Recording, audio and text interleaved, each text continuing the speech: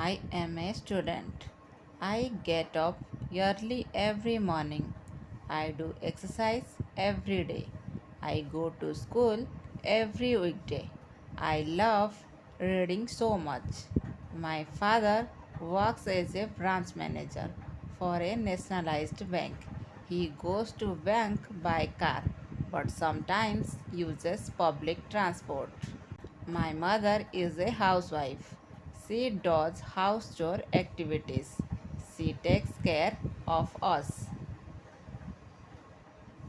My sister Priya gets up 8 o'clock in morning. She doesn't like exercising.